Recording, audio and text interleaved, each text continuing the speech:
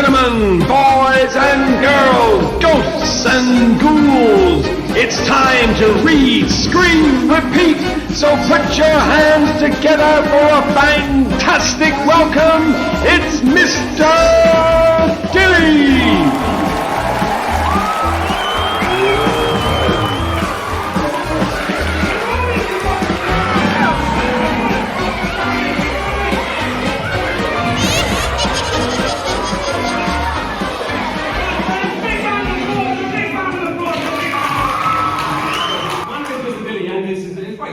Because this is the first ever Mr Dilly Meets live. Come round the floor for that.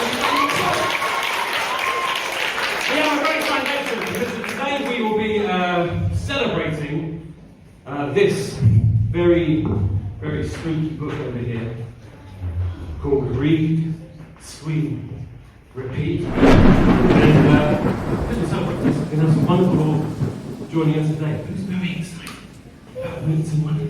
That's not that very exciting. Who's very excited?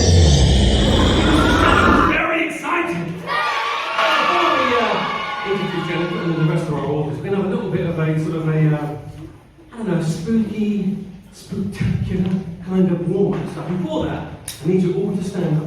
Teachers as well. Come up on your feet. Just what I'm going to do is, this is a true or false thing, okay? Now, I'm going to call out various sort of statements, I guess, and you've got to decide whether they're true or false. If you think it's true, you put your hands on your head. Let's just try that, hands on your head. If you think it's false, you put your hands on your hips. So true, false, okay? Now if you're wrong, so basically if what I said is true and you think it's false, you sit down. You get the idea? Yeah. So if you're wrong, you sit down, okay? Here we go. Remember, true and false, okay? Ready, teachers? Ready for this? Are you excited? Okay, here we go. This is the warm-up, okay? Your first sort of Halloween-y, spooky kind of question you've got to decide whether it's true or false is this. Did Halloween begin in Ireland? Is that true or false? Hands on your head, you think it's true. Hands on your hips if you think it's false. The answer is, you got it wrong, maybe you sit down. It's true. It did begin in Ireland. You got it wrong, or sit down if you got it wrong. Oh, that's not got rid of many of you. Okay, second one. Come on, you're still in the game. Okay, hands back on the sides again. Here we go. Second spooky kind of thing, warm-up question. Here we go. Does a spider have 6 legs? True or false? Hands on your hips, you think it's true. Hands on your waist, you think it's false. It is false. Spider. Okay, here we go. So this is a read, scream, repeat question. Okay, so if you've read the book, you might be into this. If you haven't, what are you waiting for? Get yourself a copy. It's a beauty. Here we go. In Read, Scream, Repeat, there's a story called Deep Water. One of our authors today, Dan Smith. This is the question. In Deep Water by Dan Smith, are the nasty twins in it? Are they called Amy and George? True or false?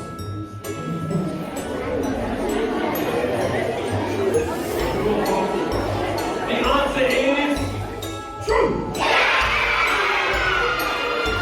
Okay, here we go. Question 4. Keep going. We've got 10 of these. Okay, question 4. We're going to go a little bit quicker now. Do onions keep vampires away? True or false? Do onions keep vampires away?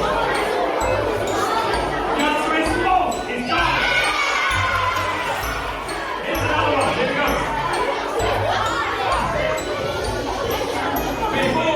Before pumpkins were used, jack-o'-lanterns, obviously the pumpkins, were originally carved from turnips. Is that true or false? Hands, do you think it's true? The answer is true! Okay, here we go. We're over halfway. Another read, scream, repeat question. Again, if you've read the book, you're going to know the answer to this one. In the story, Wolf Moon by KIRSTY APPLEBAUM, Toby meets the creepy old woman on a bus. Is that true or false? The answer is false! In a minute, our first guest coming up. A group of witches is called a coven. Is that true or false? The answer is true. Okay, question 8. Halloween is on the 31st of October. October every year. Is that true or false? Hands of him means true, hands of him means false. It is true!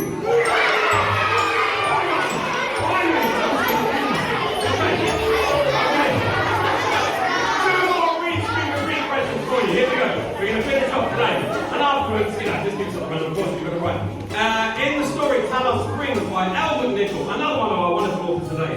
The strange people the boy sees outside the window, he calls by the name of a bird. The bird name he calls them is blackbirds. Is that true or false?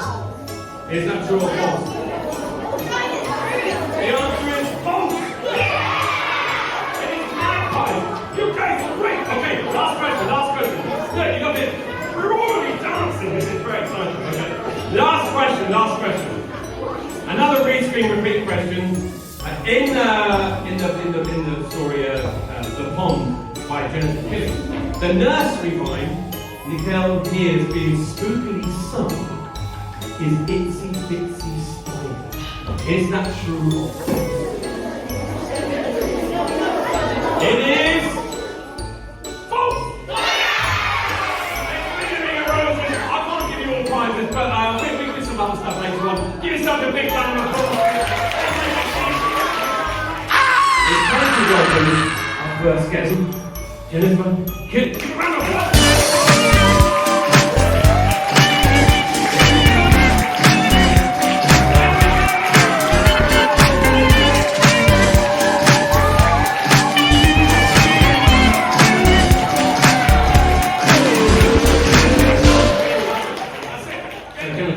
Lovely to have you with us today, and give a really big wave again, a big So, read, screen, repeat. What a beauty it is. Now it's got your name on the front. Tell me this. That's got your name on the front. Now it says it's created by Jennifer KILLICK, which is yourself. For those who don't know, what does it actually kind of mean? What do you have to do in order to sort of... That's a very good question. I don't know the dictionary definition of curating, but I can tell you what I did. So basically, I write my own books, I write kind of horror comedy stories. Every time I visit schools, which I do quite a lot, whenever I talk to the children, they all say, we want more scary stories. Does that sound right to you? Yeah. Some, no scary. Most people really want scary stories. And I thought, wouldn't it be amazing to have a book full of short, scary stories for children, because then they can like sneak one in a break, or the teachers could read one at the end of the day. So I had this idea to put a collection together and to invite lots of other authors to write their own story for the collection. So that was how I thought of read, screen, repeat. And how did you sort of choose the author? How did that work? You just wish list. Yeah, of authors that I really admire, who are writing amazing stories anyway. So I started kind of DMing people and saying, oh, I was thinking about doing a collection of horror stories. Do you think you might be willing to consider doing it? And I was really lucky because pretty much everyone said, oh yeah, that sounds like loads of fun. So I got all of the authors from my wish list. So. The whole lot came? Yeah. So listen, for those, we're going to get the other ones done in a minute. We're going to sort of talk about the actual stories and their own stories and how they came to sort of the ideas for them, and a bit later on we're going to have your questions as well. And we're going to have a little bit of an activity later on with all our authors and some of you coming up on stage. Who would like to join us on stage a bit later on? Oh, very.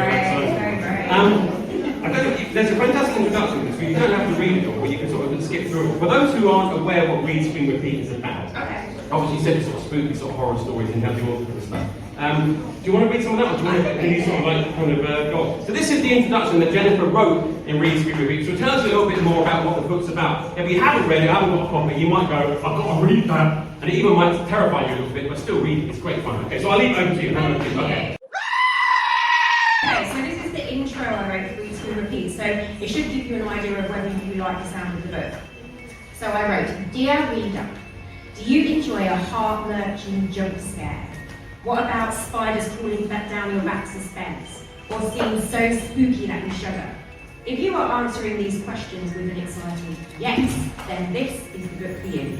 Read, Screen, Repeat is a collection of short horror stories, 13 heart-thudding tales of terror. They've been created by some of the most terrifyingly talented authors writing for young people right now, and I am delighted by the levels of chill they have all reached in their darkly different ways. The Read, Screen, Repeat authors have conjured up hewn hungry creatures, missing skulls, zombies, creepy dolls, curses, ghosts, and sinister birthday parties that you will never be able to leave. Each story is frightening enough to leave you with a brain full of what ifs and goosebumps on your goosebumps. And they're short, so they're perfect for sharing with your friends a great time, or sneaking in after lights out, or even reading around a campfire in the middle of a nighttime forest, if you're brave enough. It's been a spine-shuddering joy to contribute to and compile this collection of stories. I hope that reading it makes your horror-loving heart sing, though you may want to steer clear of old nursery rhymes for a while. So please, read, scream, repeat in an infinite loop of doom, if that's your thing, and make sure you tell your friends it's much more fun to suffer with others than it is to wander the forest path alone.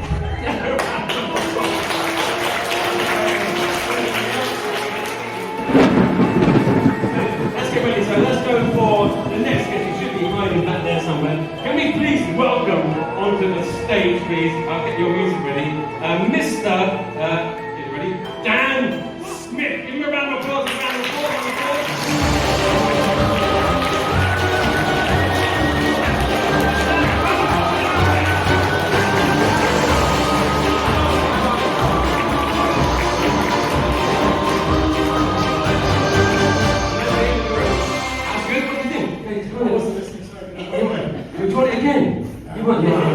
This is down to the we'll talk about Dan in a minute. Okay, let's get our next guest up, shall we? So another author for you today. We have ELLE McNICOLL. Round of applause for ELLE McNICOLll, please.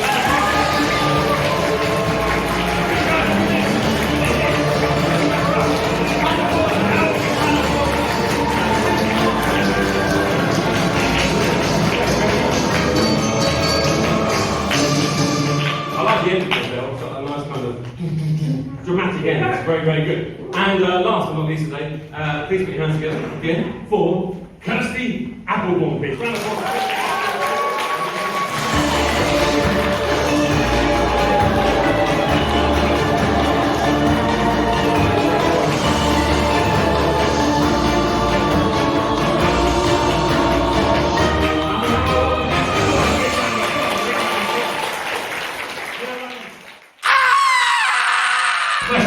Welcome to you. It's lovely to have you here. It's very, very exciting. So, we're going to share this microphone. We kind of go along if we want to start with you, Jen. So, your story in the book, well, tell us a little bit about your story in the book and what inspired you to write your story. Okay, so my story is called The Pond, and it is about a very sinister pond that's deep, deep down in a hole. And if you drop or throw something into the pond, you can't get it back, but it may return to you in a kind of creepy, horrifying way. You may find it coming back into your life. So in my story, the main character Manuel, he drops his sister's doll that he has broken into the pond because he doesn't want his little sister to find his broken doll, but the doll returns in a very sinister way.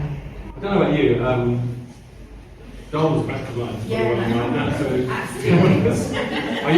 don't know about you, ventriloquist dummies. You know, have you seen Goosebumps? And Goosebumps, yeah, absolutely terrifying. So when I read your story, I thought, thanks Jennifer, that's made me sleep ever so well. Yeah, it's one of my fears as well. I mean, near where we live, there's a pond, and when my when my oldest son was little, he had this little plastic horse that he loved, and he dropped it, and there was no way of getting down to this pond. So for a while, we saw this little plastic horse at the edge of the pond, and we'd walk past it, but then it disappeared, and I thought, ooh, that's creepy. Was that part of your inspiration? Yeah, for this pond that you could not get to. We called it the pond of no return because you couldn't get to it. So if you dropped something in, you were done. So that was the inspiration. Lovely. Okay, Dan, over to you then. What inspired you to sort of write the story you did? Tell us a little bit about it. So the story's called Deep Water, and strangely, Jennifer and I always end up kind of writing things with similar themes, which is a bit weird. So mine's called Deep Water, and it's about a girl called Mia who goes to stay with her cousins, who are twins, and they're really, really awful people. And they're always really mean to her and playing tricks on her and pranks and just horrible. And one sunny afternoon, they go swimming in the lake. And Mia has a drone that she's flying over the lake, and she notices something very big and mysterious moving in the deep water of the lake. And she decides that maybe this is an opportunity for her to get her own back. It's not a giant doll, is it? It could be.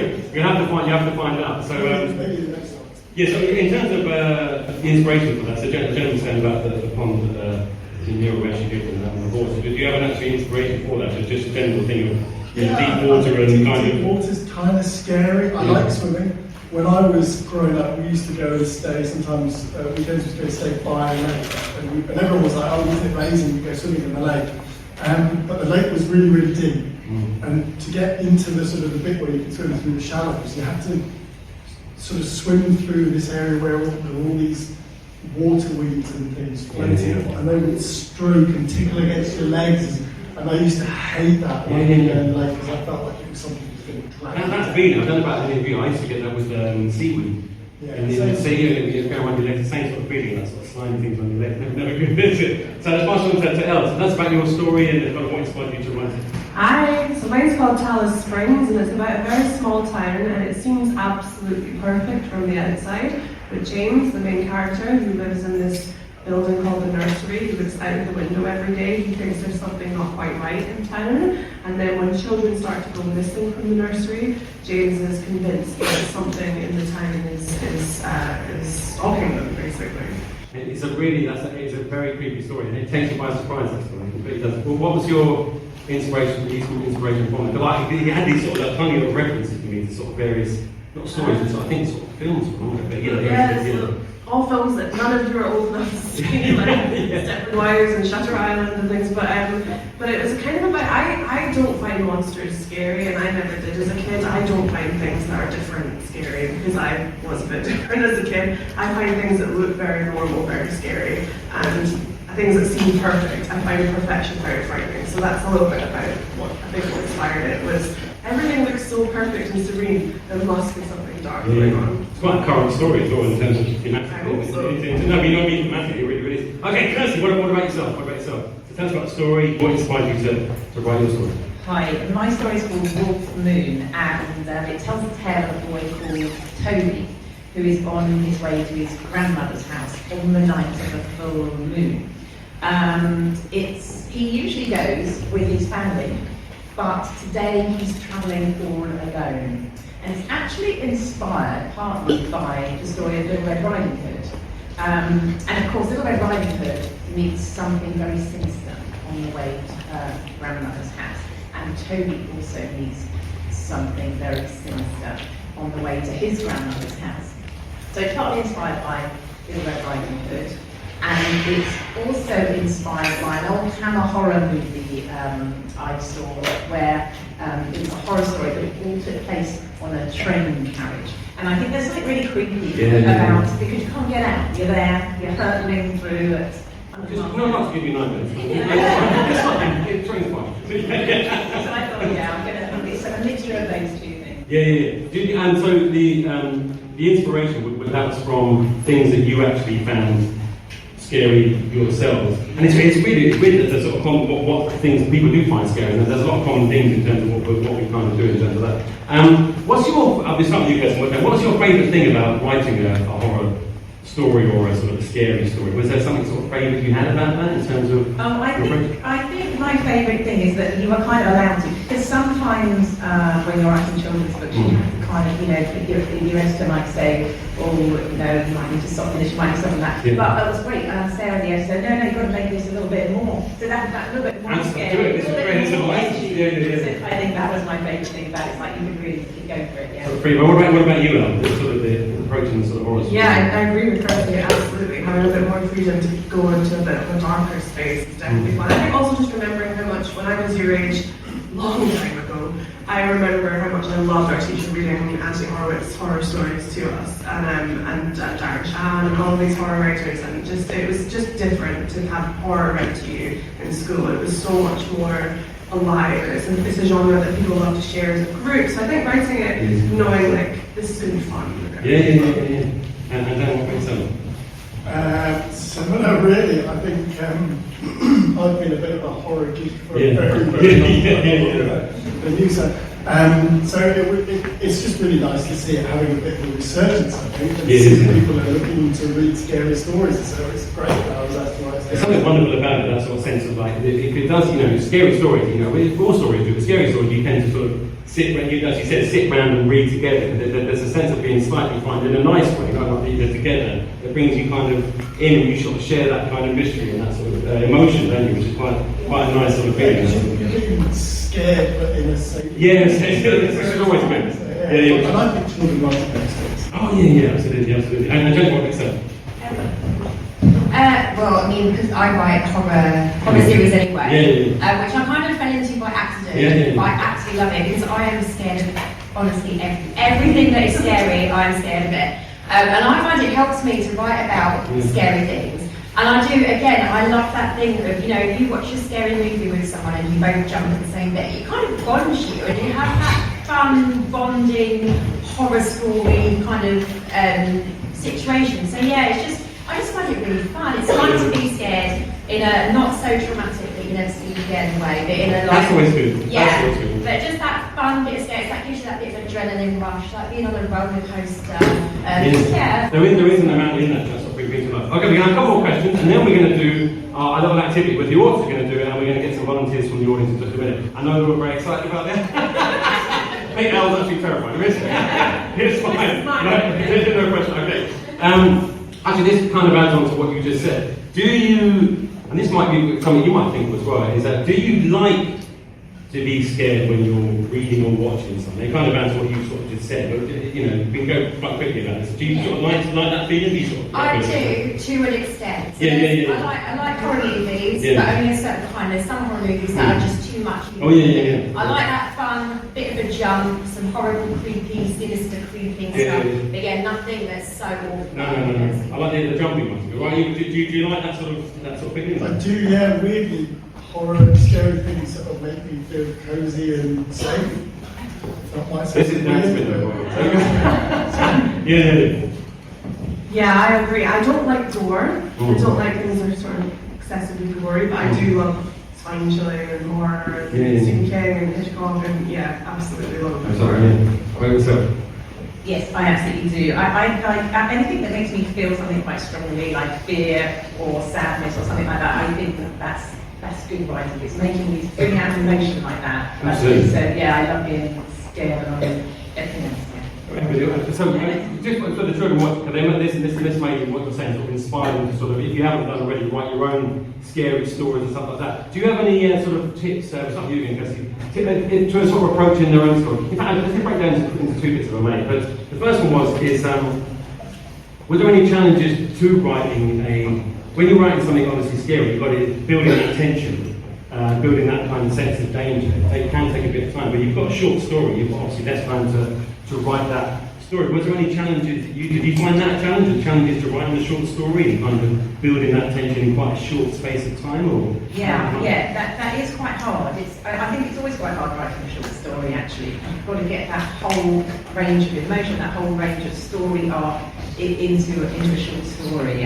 But I always recommend if you're doing that, this is what I did. I got some writing, I wrote the first story, and then I got some writing friends to have a look at it. And they gave me some tips, I made it a bit better. Yeah. And then our editor had a look at it, and I got some tips and made it better. So it's always good to get other people and get other people's feedback on your stories. Because they can tell you whether it's scary enough, whether it's moving fast enough. So that's what I'd say. But yeah, it's a challenge. It's always a challenge. Yeah. So what about you? So what's the challenges and then any sort of tips, maybe based on your own experience? I think tips would be to write about what you are afraid of. We've obviously all talked about things we're afraid of. Writing, it's important to always write what you care about or what scares you or what interests you. So, and then you won't be scared. You know, I'm not afraid of deep water ponds, but when I read Jen's stories, I was like, oh, yeah. So what you're trying to say at the end of this book, if you're not scared of anything, you'll be terrified of everything. That's basically different things. There we go, what do you think, Dan? I don't know. I don't know if I can give you any more tips. Already had some great ones. But I've got a general tip for writing. This is a really good one. And that's to, no one likes to hear it, switch off your phone, switch off your iPad, switch off your PlayStation, turn off the telly, let yourself get a little bit bored. That's when you get creative, that's when you make some good writing. That's interesting though, about that board thing. I mean, when I don't know if you've ever seen Mr Dilly Meets do online, is that And I've been doing a lot of authors and Jennifer have been on that as well. And a lot of them say, so this is the kind of thing, so basically just what echo what Dan said, is that, you know, turn everything off and get a bit bored.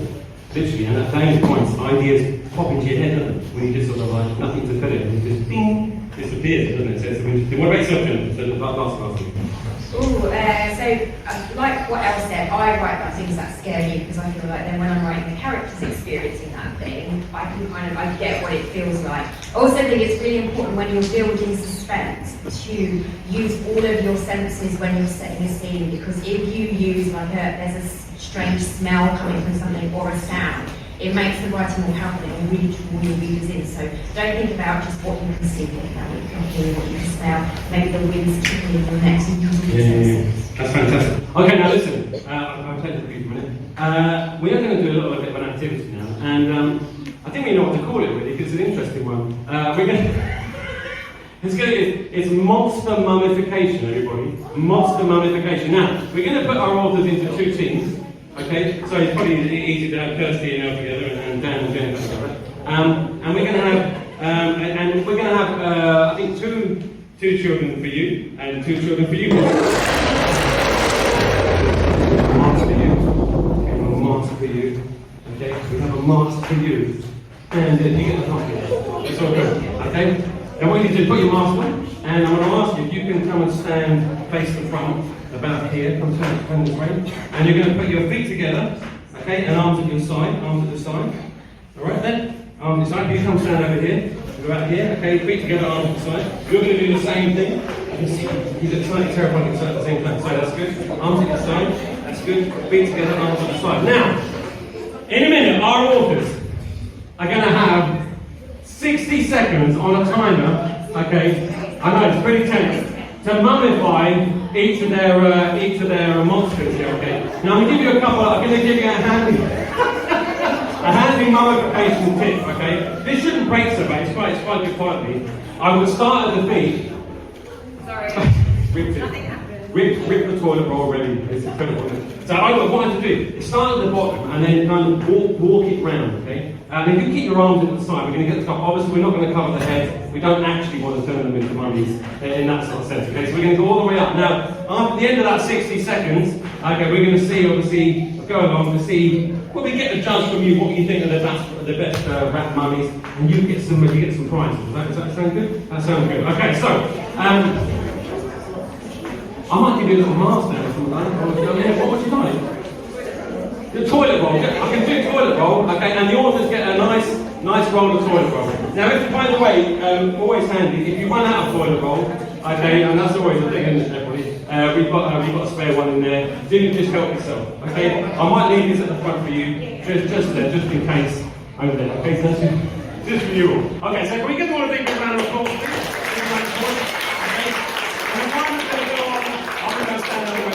In a minute. Obviously, give them lots of encouragement, lots of cheering. So I think we're like, who wants to cheer for this one? If you give us a big cheer, we're going to cheer for these lovely people over here. And a big cheer, we're going to cheer for these lovely people over here. Okay, so make lots of noises as we go along. So any final words you need? Jennifer, we're all okay? Do you know what you're going to be doing? Okay, Kirsty's going to be tons of support there, isn't it? I can't feel. You're ready? She's ready.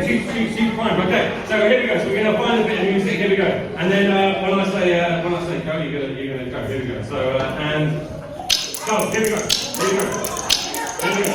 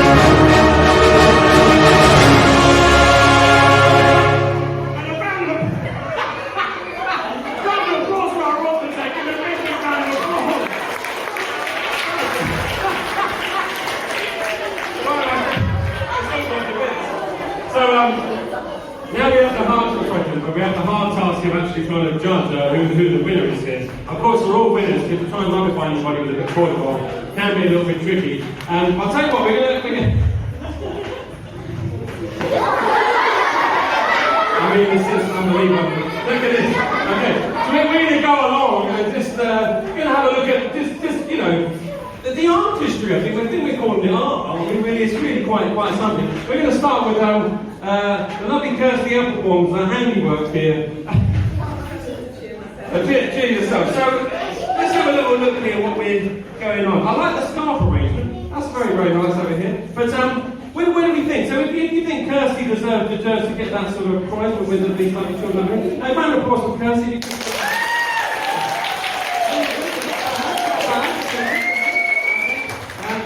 Elle has gone for the sort of cravat arrangement.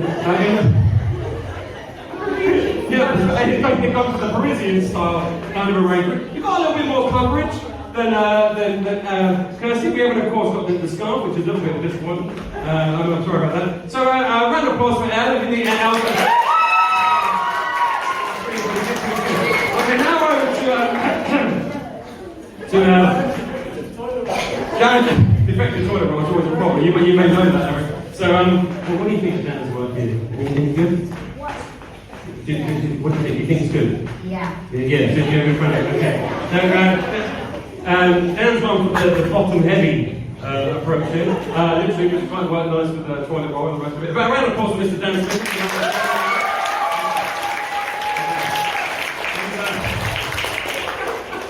Jennifer's gone for the sort of slight nun look. Okay, so over the top. And I want to say, oh, you meant to do this, Jennifer. It's very good. You've got the nice sash going on. Like a toga. So I think that's sort of. You kind of put it all together. We've also got the hat of it. I think we're the only one who's got the actual head slightly covered. Round of applause for Jennifer, please. Get round of applause.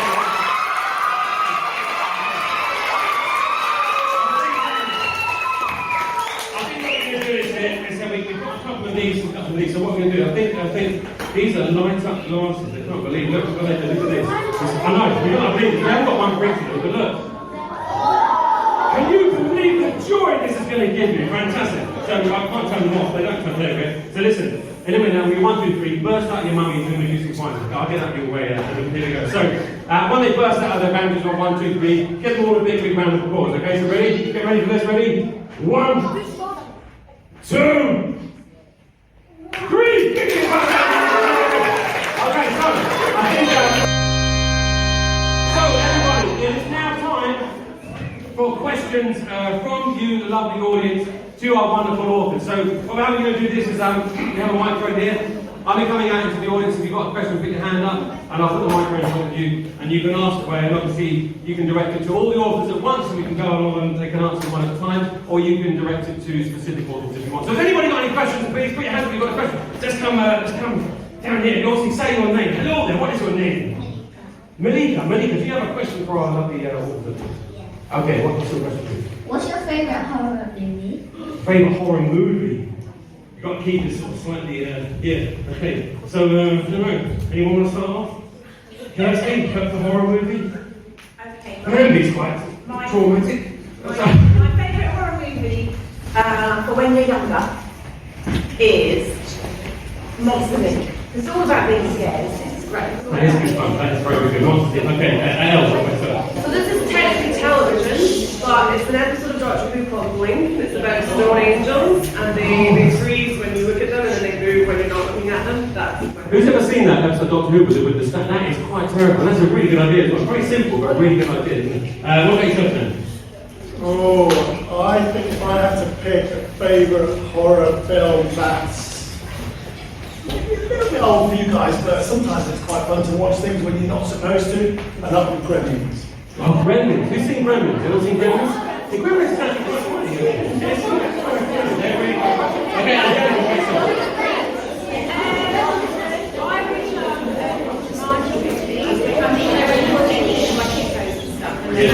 That's quite scary. So When did you start writing?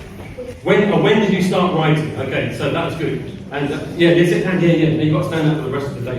No, that's fine. So when did you start writing? So Dan, let's start with you. When did you start writing? It was sometime back in the 16th century.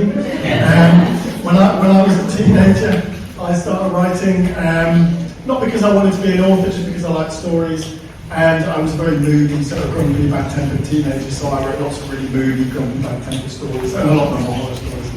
So for the horror stories from a young age, in terms of that. I loved stories, but I didn't write when I was your age, not really, not unless I had to in sort of English and stuff. But yeah, so I was a teenager when I started writing. But writing's like anything, I think. The more you practice, the better you get. Yeah, If you want to be a footballer, you practice playing football, don't you? Or if you want to be a violinist, you practice playing violin. If you want to be a writer, you need to practice writing. Just get better at it. Okay, we put the same questions to let's go to Elle. Yes. Very similar answer. I was in SEN classes when I was in primary school, and I would write stories to get out of doing all the handwriting exercises and all the horrible kind of things we had to do. And I would go to the library a lot just because that was peace and quiet. But yeah, nothing I wrote before 2015 is worth reading. Like you have to just try and keep doing it again and again. And you have to read a lot as well. Reading really helps keep the imagination fueled. Okay, Kirsty, what about yourself?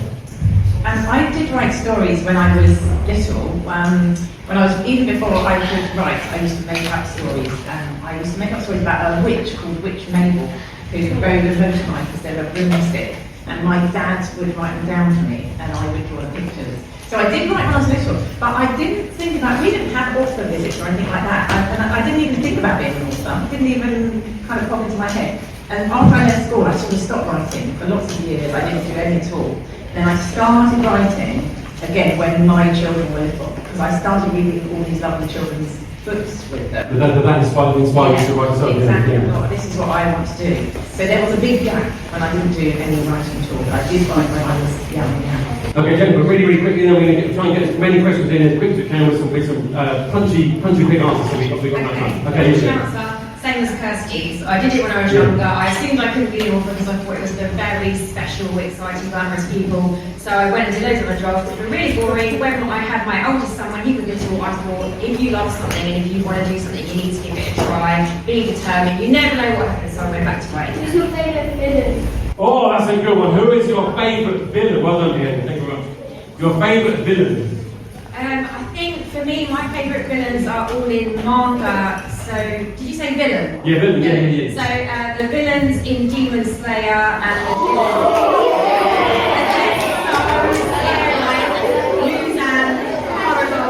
and I can never forgive Tarzan for killing my boyfriend Goku either. And the villains in One Piece as well. Don't let it go, I think it's brilliant. That's good. That's very, very good. Okay, now we'll wrap The ultimate villain, Darth Vader. Darth Vader, pretty good. Yeah, Elle?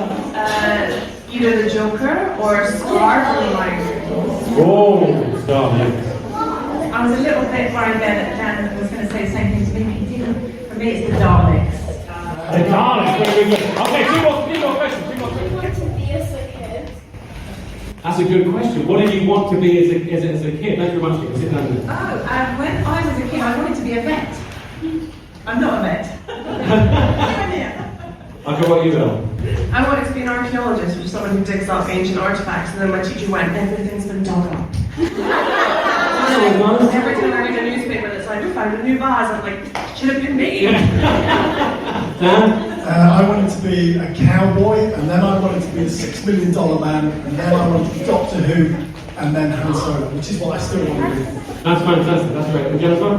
I'm the same as Kirsty again. I love books and I love animals, so I wanted to be a vet, but I could never do the cutty, bloody stuff. But yeah. Who inspired you to write the name of the Oh, that's a good question. That's a good question. Because I am really, really bad at titles. So you wanting to know where I got the title from? I'm really bad at titles. My editor is here somewhere and she will tell you we have lots of arguments about titles because she thinks mine are bad and so she changes them. But read, scream, repeat, I was talking to, I've got too many children, I've got 5 children. We were having a discussion and I was saying, what am I going to call this book? I need to get something really good together.